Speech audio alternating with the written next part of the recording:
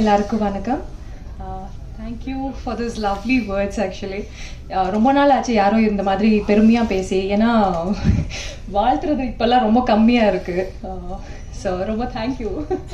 I touch it's very touching. So okay, first of all இந்த படத்தை பற்றி சொல்லணும்னா எங்கேருந்து ஆரம்பிக்கலாம்? நம்ம டைரக்டர் சார்லேருந்தே ஆரம்பிச்சிடலாம். எக்ஸ்ட்ரீம் படம் அப்போதான் பிக் பாஸ் முடிச்சுட்டு வர நிறைய எதிர்பார்ப்பு இருக்கும்ல. சரி ஓகே, நம்மளும் ஏதோ பெரிய சாதனை பண்ணி வந்திருக்கோம், படங்கள் நிறைய அப்படியே குவிக்கும் நம்மளை அப்படின்னு சொல்லி ஒரு எக்ஸ்பெக்டேஷன்ஸோட இருக்கும்போது எனக்கு சார் ஃபோன் பண்ணுறாரு. மேடம், இந்த மாதிரி ஒரு படம் இருக்குது, நாங்கள் எக்ஸ்ட்ரீம்னு சொல்லிட்டு ஒரு இது பண்ணுறோம், ஒரு காப் ரோல். சொல்ல போனால் சாருக்கு என்ன யாருன்னே தெரியாது. அதுக்கப்புறம் தான் நான் வந்து சரவணா மீனாட்சியோட கிளிப்பிங்ஸ் எல்லாம் அனுப்புகிறேன். சார் நான் தான் இது பாருங்கள், நான் ஓரளவுக்கு நடிப்பேன். அப்படியா மேடம், சரி ஓகே அப்படின்னு அதுக்கப்புறம் தான் தெரிய வந்துச்சு அவங்களுக்கு. ஓகே, ஓரளவுக்கு நடிக்கிறாங்க இவங்கன்னு சொல்லிட்டு. ஸோ லுக் டெஸ்ட் எல்லாம் பண்ணணும் அப்படின்னு சொல்லிட்டு எனக்கும் நிறைய மெனக்கட்டி.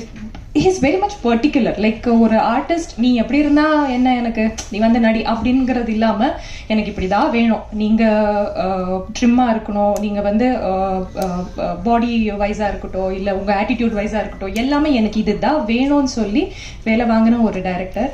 ஸோ ரொம்ப சந்தோஷமாக இருந்தது அவங்க கூட ஒர்க் பண்ணுறதுல. அண்ட் இந்த படத்தில் மெயினாக நான் ரொம்ப வியந்து பார்த்ததுன்னா சிவம். அந்த பர்சன் வந்து ஆரம்பிச்ச நாள்ல இருந்து முடிகிற வரைக்குமே அவங்களோட 200% இந்த படத்துக்கு கொடுத்து அவங்க வேலை பார்த்துருக்காங்க.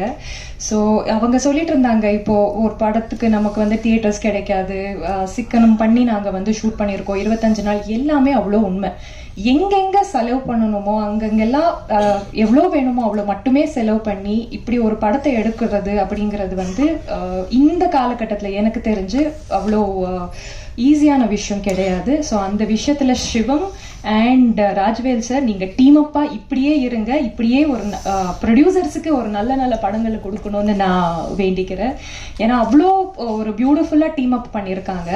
அண்ட் ட்ரெய்லர் டீசர்ஸ் பார்க்கும்போது தான் நானே வந்து வாவ் அப்படின்னு நினச்சது வந்து மியூசிக்னு சொல்லுவேன்.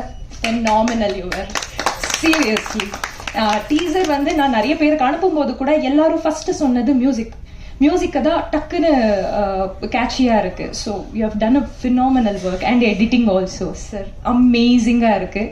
சத்தியமாக சொல்லணும்னா நான் இந்த படத்தில் நடிக்காமல் இருந்திருந்தாலும் நான் இந்த படத்தை இதே அளவுக்கு நான் வந்து ஃபீல் பண்ணியிருக்க முடியும்னு எனக்கு தோணுது சார். பிகாஸ் இந்த மாதிரி ஒரு எப்படி சொல்கிறது, இவ்வளோ ப்ரொஃபஷ்னலாக இவ்வளோ பேஷனேட்டாக ஒரு படத்தை நீங்கள் எடுத்துட்டு அதை வெளியே கொண்டு வர்றதுக்கு எவ்வளோ கஷ்டப்பட்டுட்டு இருக்காங்க அப்படிங்கிறது வந்து ஒவ்வொரு நாளும் நாங்கள் கூட இருக்கிறவங்க தான் பார்த்துட்டு இருக்கோம். ஸோ இந்த படம் கண்டிப்பாக வெற்றி பெறும் சார். மனமார்ந்து வாழ்த்துறேன், இந்த படம் கண்டிப்பாக வெற்றி பெறும். அண்ட் இங்கே பார்த்துட்டு இருக்கிற எல்லா மீடியாவில் உட்காந்து நிறைய பேர் பார்ப்பாங்க, நிறைய ப்ரொடியூசர்ஸ் பார்த்துட்டு இருப்பீங்க. ஸோ உங்களுக்கு ஒரு பேஷனேட் டைரக்டர் வேணும், ஒரு பேஷனேட் ஃபிலிம் மேக்கர் வேணும், இந்த மாதிரி கரெக்டாக நினைச்சபடி எடுக்கிற மாதிரி ஒரு டைரக்டர் வேணும்னா கண்டிப்பாக இங்கே இருக்காங்க, பார்த்துருங்க. So he'll make it happen. So எனக்கு இந்த படத்தில் வாய்ப்பு கொடுத்து வேலை வாங்கி இருக்கிறதுக்கும் நன்றி சார். நிறைய படங்கள்ல நடிக்கலாம். I mean we can work more. Thank you so much. And எல்லா மீடியா நண்பர்களுக்கும் ரொம்ப நன்றி. இந்த படத்தை பத்தி நிறைய நீங்க தான் சொல்லணும். பிகாஸ் இப்போ வந்துட்டு இருக்கிற படங்கள் வந்து நல்லா இல்ல, பெரிய பெரிய பட்ஜெட் படம் வருது, நல்லா இல்லைன்னு சொல்லி ஃபீல் பண்றதை விட இந்த மாதிரி ஒரு சூப்பரான ஒரு படத்தை பார்த்துட்டு நீங்க சாட்டிஸ்பாக்சனோட போலாம்.